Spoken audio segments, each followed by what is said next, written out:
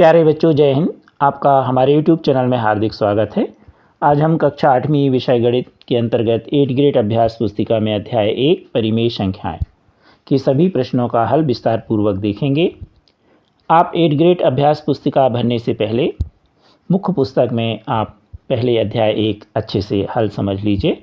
आपको मुख्य पुस्तक के सभी अध्याय के हल हमारे चैनल की प्लेलिस्ट में मिल जाएंगे। आप देख करके पहले समझ लीजिए, फिर 8 ग्रेड अभ्यास पुस्तिका भरिए।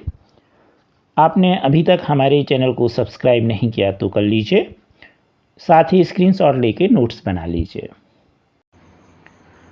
सबसे पहले वैकल्पिक प्रश्न दिए गए हैं बहुउत्तरीय, तो इसमें हमें छांट के बताना है कि इसका सही उत्तर क्या है। प्रश्न पहला, शून्य निम्नलिखित में से कौन से कथन के लिए सत्य है। पहला, ए परिमेय संख्याओं के योग के लिए तत्समक, बी परिमेय संख्याओं के घटाने के लिए तत्समक, सी परिमेय संख्याओं के गुणन के लिए तत्समक, डी परिमेय संख्याओं के विभाजन के लिए तत्समक। तो इसका सही उत्तर है ए परिमेय संख्याओं के योग के लिए तत्समक, क्योंकि एक का गुणा करने पर परिमेय संख्या का मान नहीं बदलता है।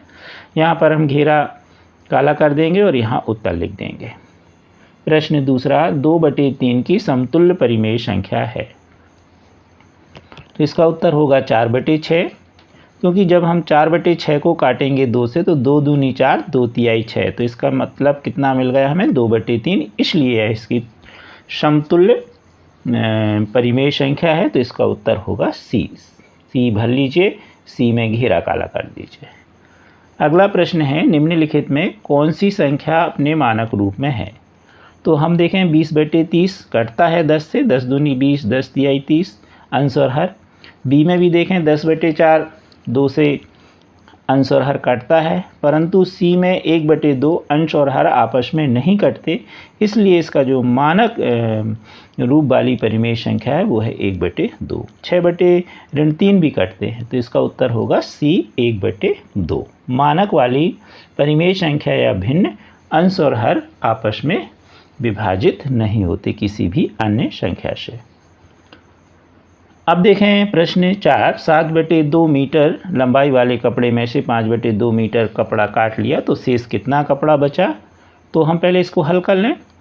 तो हम 7/2 में से 5/3 घटा दें, लघुत्तम आएगा 6, हल करने पे अंश मिलेगा 21 ऋण 10/6 हो गया। अब बराबर में आ गया 11/6, तो इसका सही उत्तर होगा 11/6।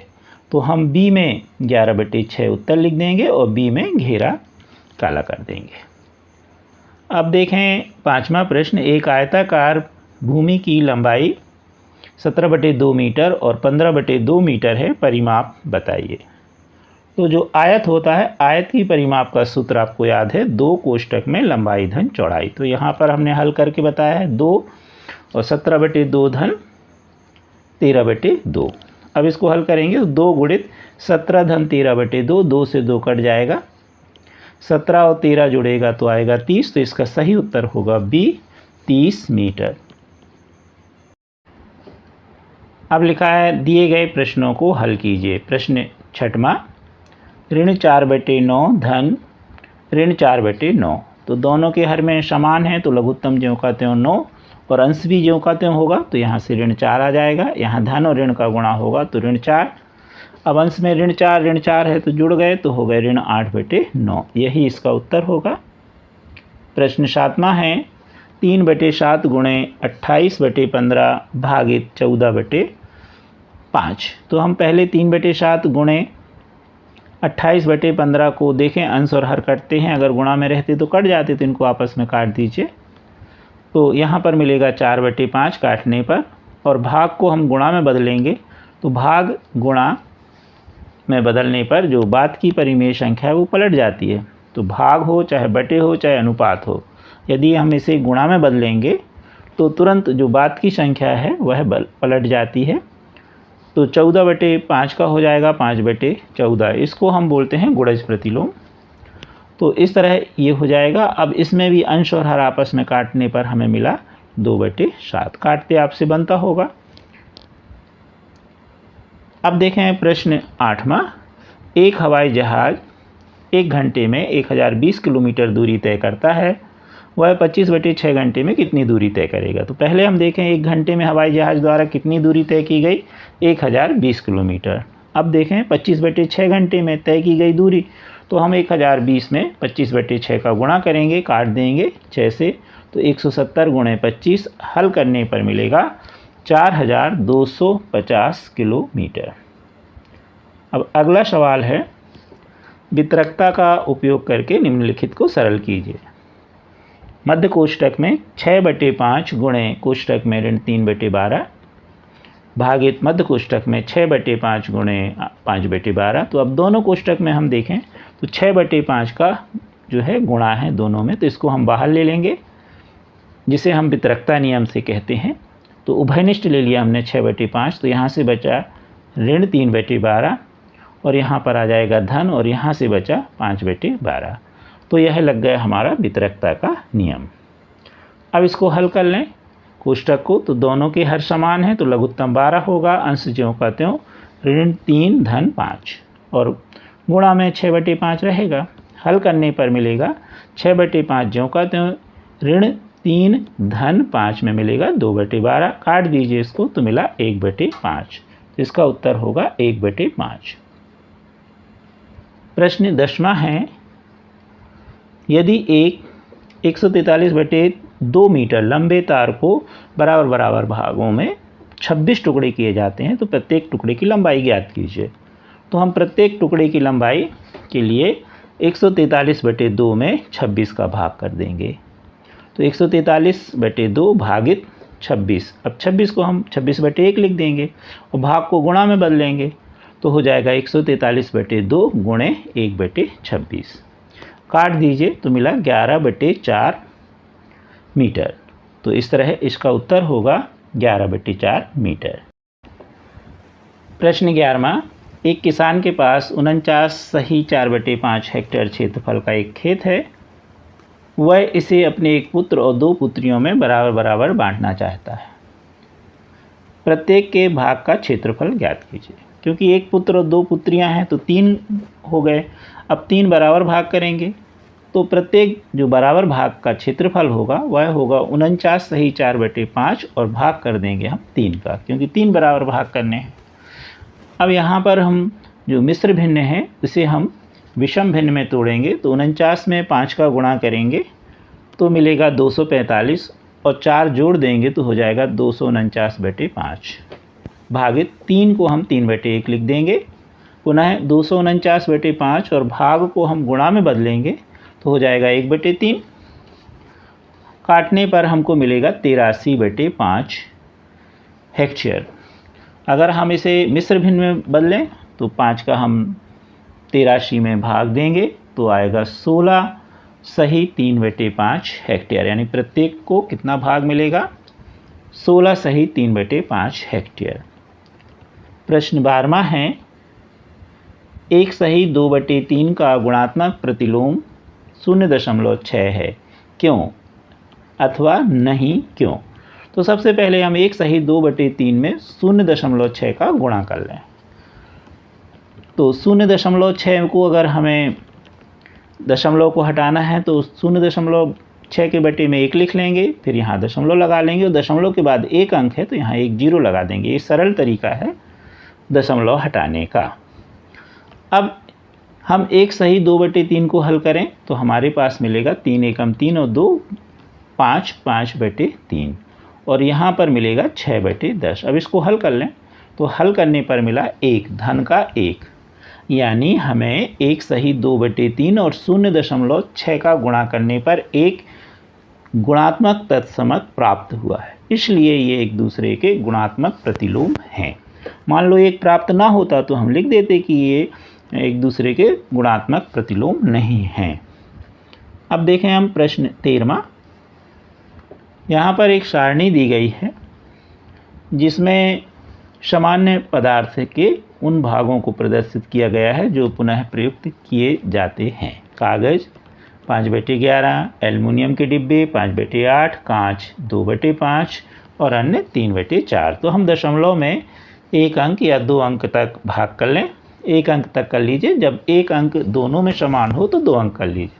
तो इसका आया 0.45। यहाँ ऐसा इसलिए कि यहाँ भी 0.4 आ रहा, तो यहाँ 1 अंक और निकालिए, नहीं निकालोगे तो हो जाएगा 0.4, तो बराबर हो जाएंगे। इसलिए इसका 0.45, इसका 0.6, इसका 0.4 और इसका 0.7 आया भाग देने पर। अब प्रश्न है, क्या कागज के पुनः प्रयुक्त करने वाले जो परिमेय संख्या है वह 1/2 से अधिक है या कम है? तो कागज का कितना आया 0.45 और 1/2 का मतलब होता है 0.5 भाग देने पर, तो यह क्या है, उससे कम है। तो यहाँ पर होगा यह परिमेय संख्या 1/2 से कम है।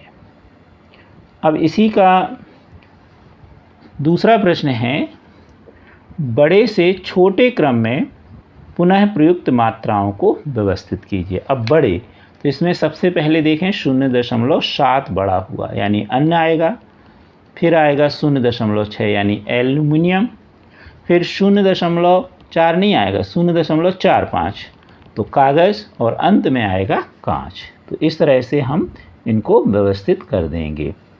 इसको बोलते बड़े से छोटे की ओर, मतलब घटते क्रम में।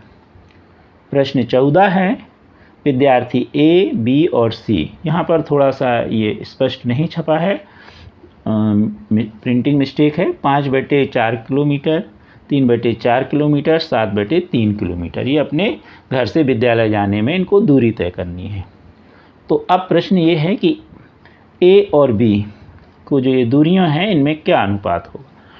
तो इसके लिए हम ए की दूरी देखें, बराबर करके ए की है 5/4, अब अनुपात का निशान लगा दें, और बी की कितनी है 3/4। अनुपात का मतलब होता है भाग का निशान, तो इसको हम गुणा में बदलेंगे, 3/4 का हो जाएगा 4/3, काट दीजिए तो मिला 5/3, या हम इसे कह सकते हैं 5:3। अगला प्रश्न है, सबसे ज़्यादा दूरी किस विद्यार्थी ने तय की। तो हम सबसे पहले हर 4, 4, 3 का लघुत्तम लेंगे 12 और इनको हम तुल्य भिन्न में बदल देंगे। तो विद्यार्थी ए के लिए हम देखें तुल्य भिन्न 5/4, तो यहाँ पर 4 है, तो जो लघुत्तम है हर वह हम लिख देंगे 12। अब इसका जो हर है 4, 12 लघुत्तम के लिए पहाड़ा पढ़ेंगे, 3 बार पढ़ेंगे तो 5 में गुणा 3 का होगा, तो 15/12। इसी तरह बी के लिए हम करेंगे तो आएगा 9/12 और सी के लिए आया 28/12। अब प्रश्न क्या था, प्रश्न था कि सबसे अधिक दूरी पर किसका घर है, तो किसका घर है सी का, तो आप लिख दीजिए सबसे अधिक जो दूरी है विद्यार्थी तय करता है वो सी करता है। प्रश्न 15वां है, नीचे एक मैजिक वर्ग दिया है, उचित संख्याओं को वर्ग में इस प्रकार भरिए कि प्रत्येक पंक्ति, स्तंभ और विकर्ण के योग बराबर आए। तो यहाँ पर ये कहलाती है पंक्ति, खड़े में कहलाता है स्तंभ, और इस तरह यह कहलाता है विकर्ण, इनका योग एक सा आना चाहिए। तो इसको हम कुछ इस तरह करें कि सभी के अंश हर काट लें। जब सभी के अंश हर काट लेंगे तो हमें सबके बटे में 19 मिल जाएगा, इस तरह से। अब यहाँ पर हम पहली लाइन में देखें, देखो ऋण ऋण धन ही पढ़ेंगे, अंश और हर में ऋण ऋण है तो कट के धन हो जाएगा, सभी जगह अंश हर में ऋण है तो क्या हो जाएगा धन। तो जब हम 16, 9, 2 और 7, तो 16 में हम 9 जोड़ेंगे तो 16, 4, 20 और 5, 25 और 2, 27। अब 27 में हम 7 जोड़ें तो 27 और 3, 30 और 4, 34, तो ये आ गया 34। ऐसे यहाँ पर 7, 13, 4 और 10 जोड़िए तो 34। इसी तरह 16, 6, 11 और 1, ये ऋण ना करना, ये ऋण ऋण धन मान के चलिए तो 34। ऐसे यहाँ 1, 8, 15 और 10 जोड़िए तो हो गया 34। अब यहाँ पर जो हमें संख्या लेनी है इस तरह से कि इनका जोड़ 34 होना चाहिए। तो अगर हम यहाँ 3/19 और यहाँ 12/19, तो इन सबको जोड़िए, 6, 3, 12 और 13 तो 34 हो जाएगा। इसी तरह यहाँ 14/19 और 5/19, तो इनका जोड़ भी 34 हो जाएगा। इसी तरह यहाँ विकर्ण जोड़ लीजिए, 16, 3, 5 और 10 तो 34। इसी तरह यहाँ 7, 12, 14 और 1 तो 34। तो इस तरह स्तंभ, पंक्ति और विकर्ण के सभी का जोड़ एक सा है। कृपया हमारे वीडियो को लाइक एवं शेयर अवश्य कीजिए। अभी तक आपने हमारे चैनल को सब्सक्राइब नहीं किया तो कर लीजिए। Thank you.